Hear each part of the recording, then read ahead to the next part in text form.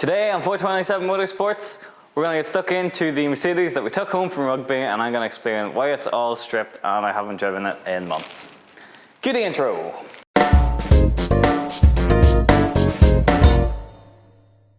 Okay, so first things first, we were asked for more TDI content. It's coming, have some patience, we'll get there.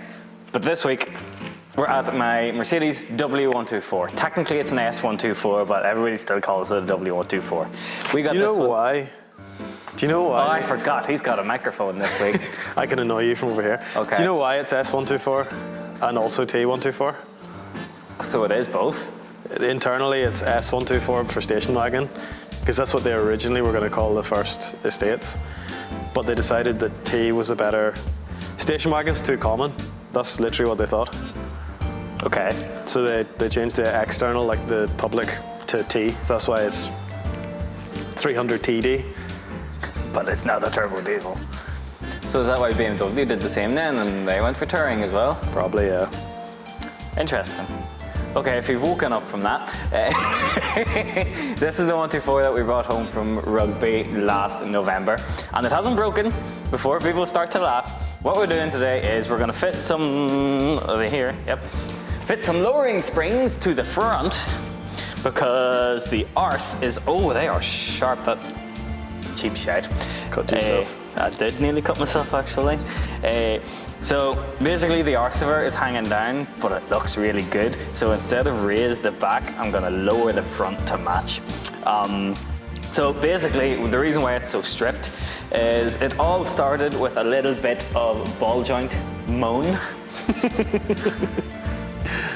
Oh. Yeah, the ball joints just sound like, oh yeah, going down the road. So, no, the ball joint started to make a noise, and that has already killed one of our marks, so we don't want it to happen again. I say killed, it hasn't technically died yet, but we all know it has. Connor's looking at me with a look of disgust, but No.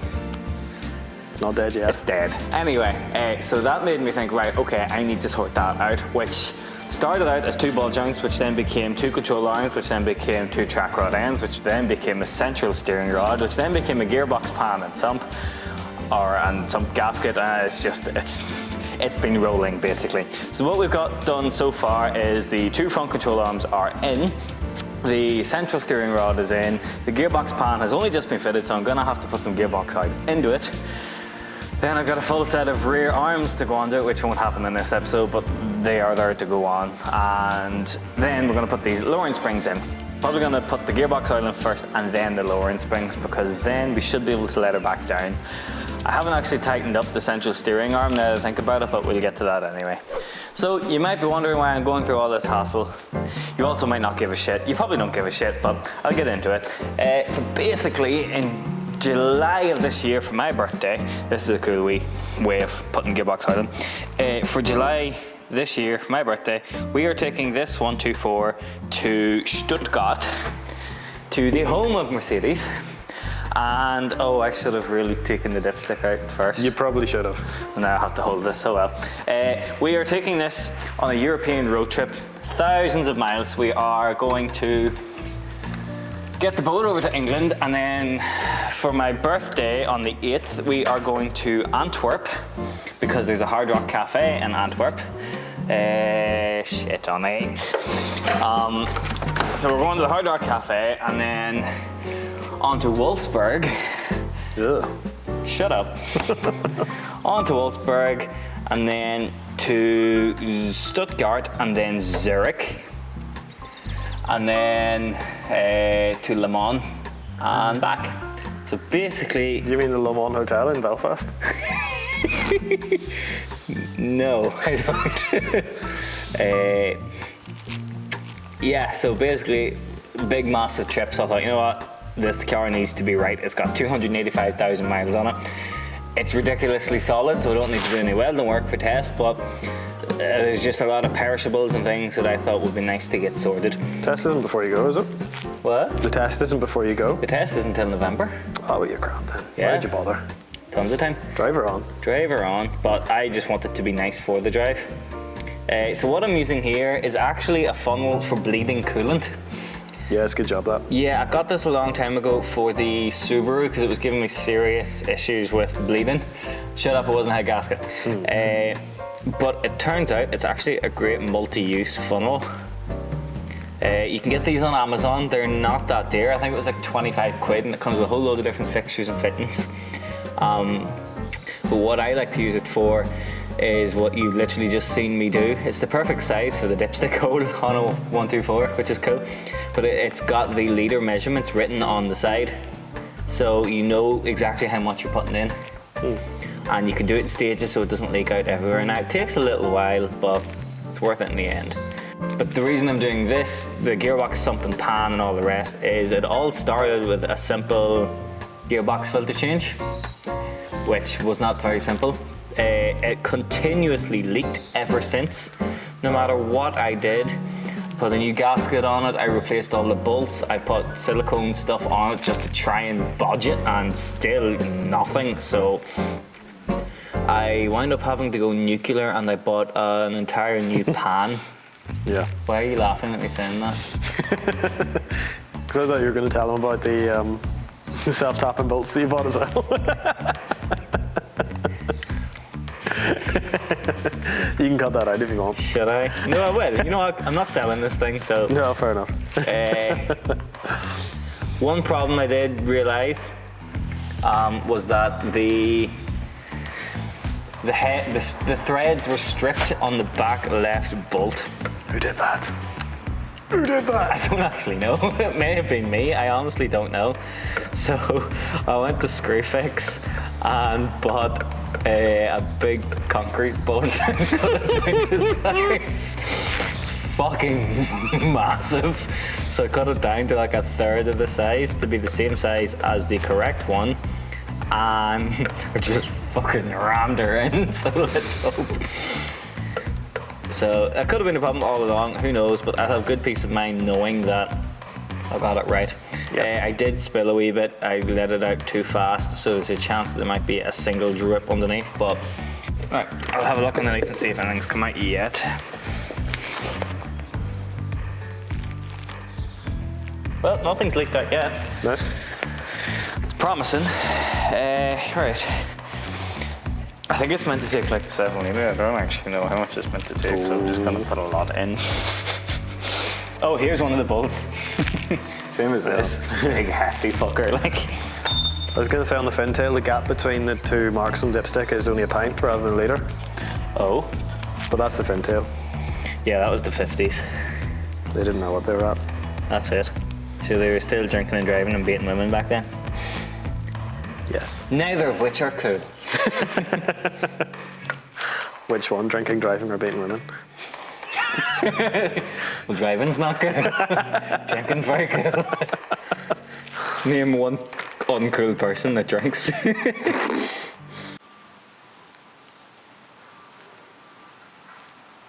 No, I'm sure it didn't leak. I thought I heard a droplet. It's good hearing, boy. For a man who's part deaf, I can hear certain things very well. Selective hearing, I think they call that.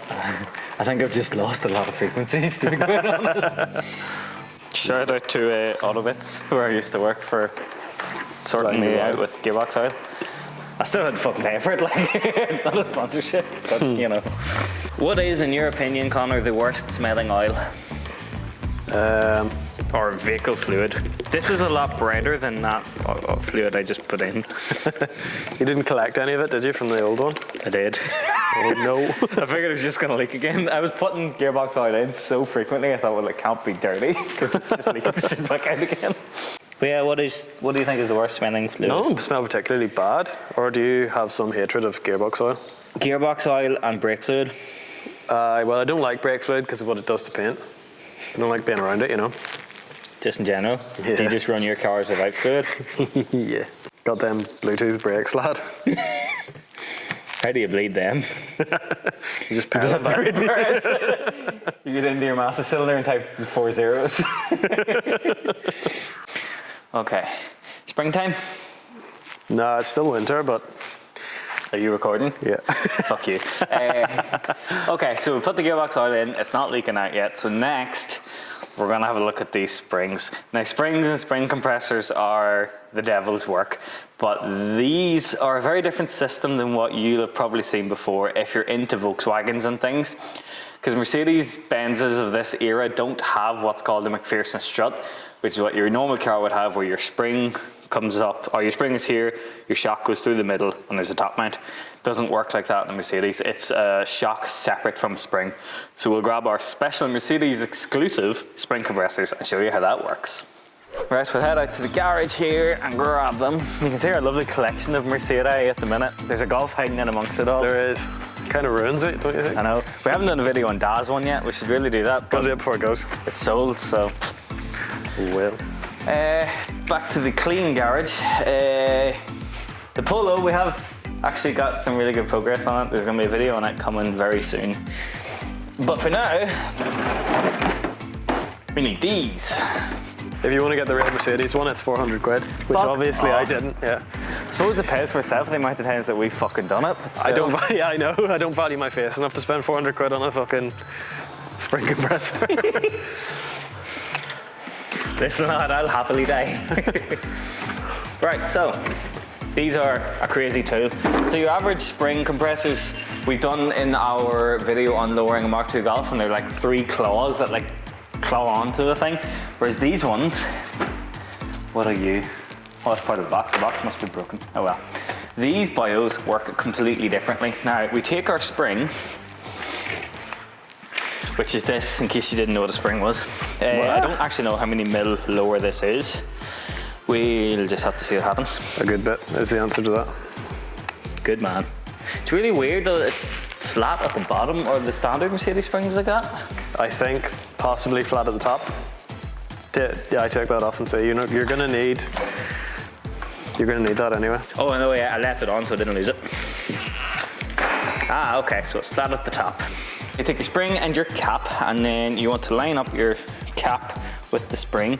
Although, yeah, okay, it's been a while. So you line that up, same as with a normal top mount where you like try and like set it into the groove, like Madonna.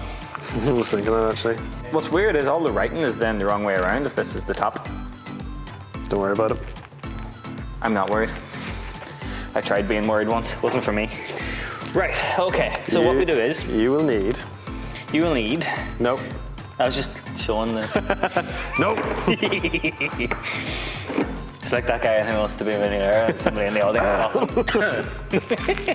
I'm pretty sure it's B. No, it must be D. I don't think so, Tim. Okay, so we take our spring, and they say you want 7 rungs between it. Yeah, the right? standard spring you do anyway, but this is lowered as well, so... There's not that much difference. No, there's not that much difference. There really isn't. Try and get 7 in between. 1, 2, 3, 4, 5, 6, 7. But make sure you have enough space either side to... Yeah. So should I probably there. There. Okay. So 1 is a bottom and 1 is a top. Oh, pardon. Okay. Right. Dead on.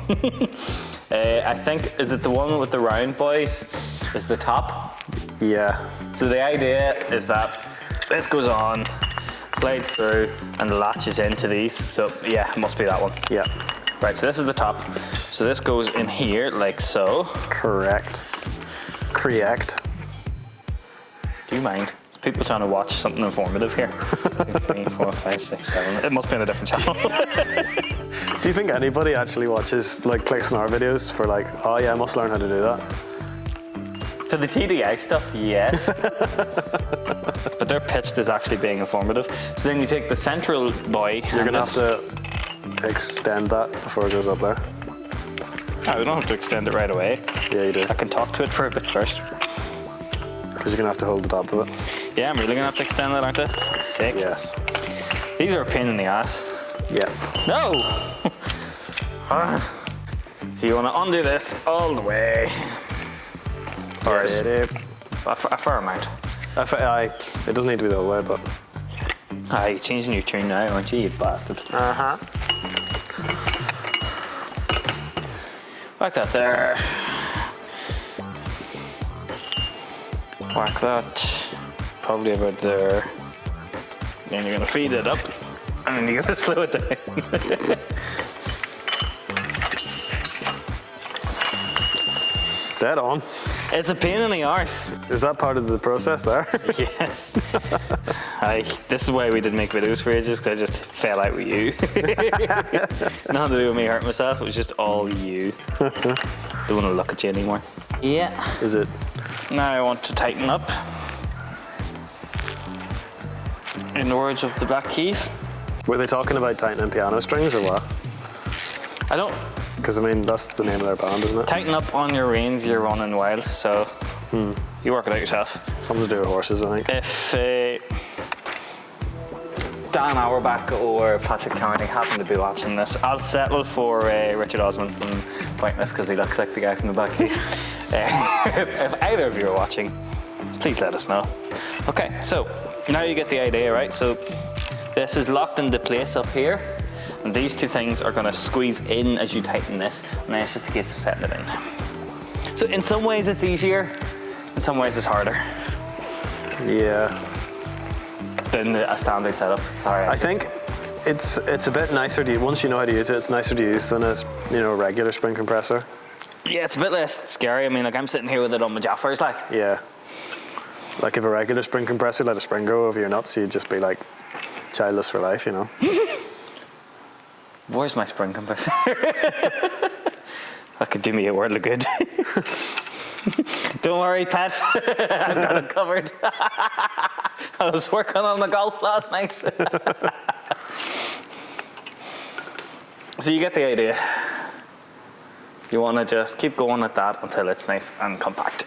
Okay, so once you've got your ticking time bomb in your hands and you've compressed it good and tight, there is enough force in this to kill a man on impact, genuinely, so just be careful.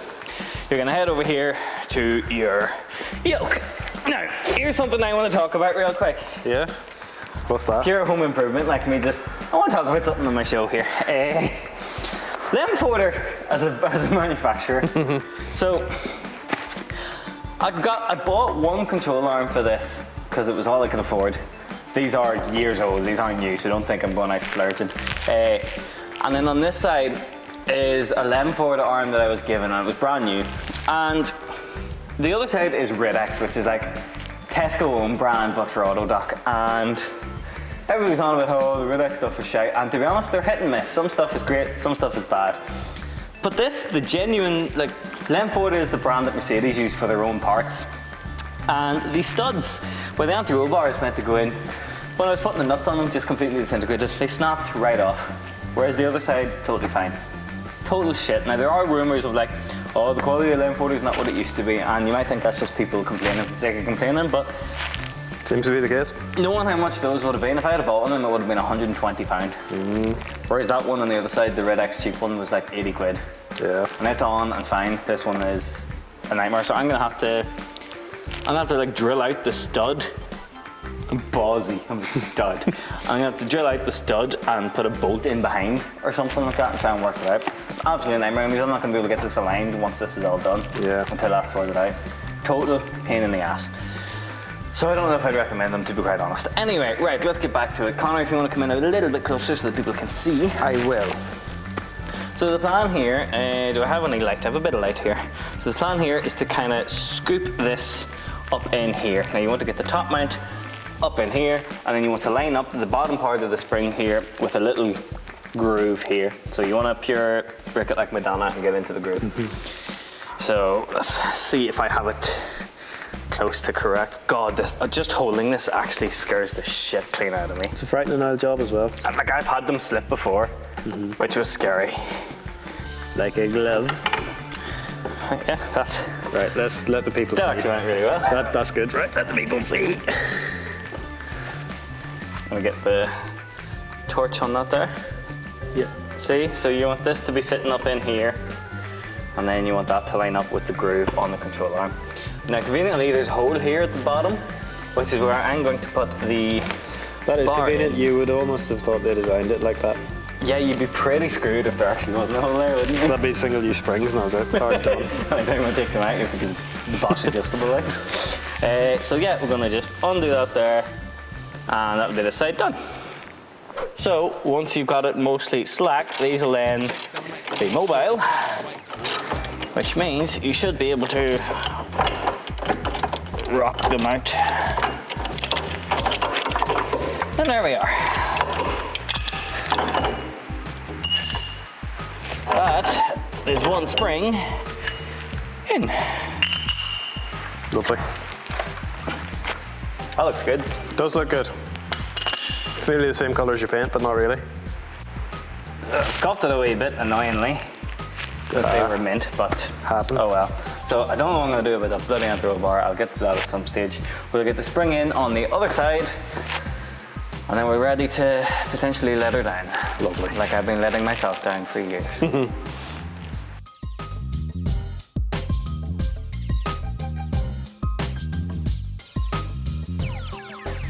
It sound right, boys.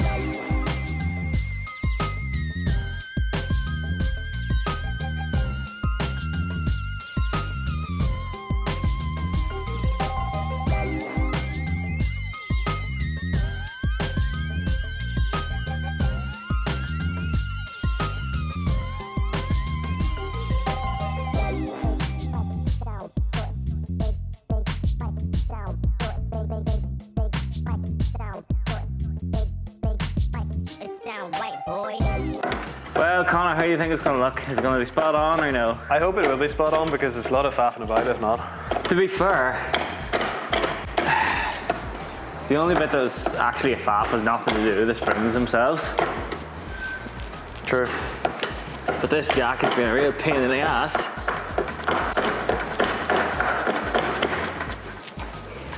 And actually, in hindsight, when that car comes down, It's going to be on top of your jack. yeah, that's not going to come out, is it? How low is it going to sit? I don't know. Might be all right. Woo! Here, that's about spot on. It's not settled yet. Did you know you have a flat tire? Yeah, it's a slow puncture, but because I haven't been driving it, Right. it's just had the chance to go down. Fuck's sake, the jack's trapped. I'm gonna need the factory one. Yeah. We actually got one on the wall on the table. Yeah, we do, yeah. Tell you what, those factory jacks, and those are some job for like anything lowered. Well, that's tilting, so that's no good. Yeah, no, you're supposed to put them straight up, like, but as long as it lets you away. My car still smells the same, even though the windows have been open for like weeks and weeks. But yeah, you're right, that is a great jack for something lowered, like. Yeah, Mercedes knew. they did know. They knew if you needed this, your self-leveling's probably collapsed. Yeah. It's actually a good point. That could be something to do with it. Yeah. And there we have it. Start her up and move her about a wee bit. That is a nice height now, though. It's already lower, like. Do you know what that is? That's your anti-roll bar coming off of its fucking things on the other side, because you left it fucking hanging off of it. But it did there. No, it was on this side here for definite. Oh shit, that tire is really flat. Yeah, it's done. Like that's what I was saying. Like, So good.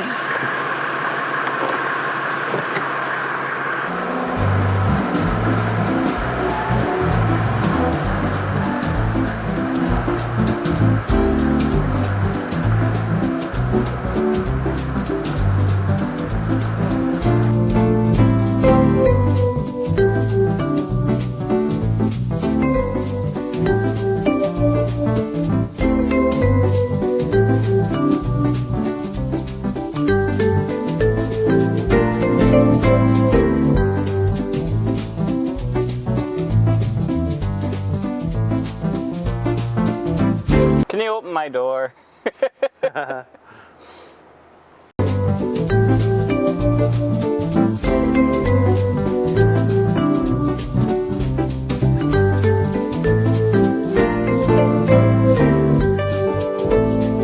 So this was just a quick little video, but hopefully it was something enjoyable for you to watch. There's obviously a lot more jobs to be done on this thing. I have all of the rear arms to go on, so there's no point in me getting it aligned yet. I need to sort that anti-roll bar problem. What else? The center bar has been a bit of a dick, so that needs sorted too. The window regulator on the passenger side has stopped working properly, and the sunroof has stopped working as well. So needless to say, we're gonna have quite a few videos coming up trying to get this thing to exactly where I want it for this big mega road trip that we're gonna do. And since it's gonna be in the middle of summer in Europe, it's actually going to be hot. So we really need to sort these things out. But yeah, so thank you very much for watching. I hope you've enjoyed it. As always, I've been at Tomo.Patterson, and behind the camera is... Hughes Corporation. And he's got a microphone, so hopefully you heard that. And as well, check out our collective Instagram that we're now using again at 427 Motorsports. And of course, check out our Spotify as well. We have a podcast called The Wagon Cast where me and Connor sit and talk shite. Thank you very much for watching. If you're interested in Mercs, go and join the Mercedes Benz Club as well. We have a link down here, and we'll see you in the next one. Good luck.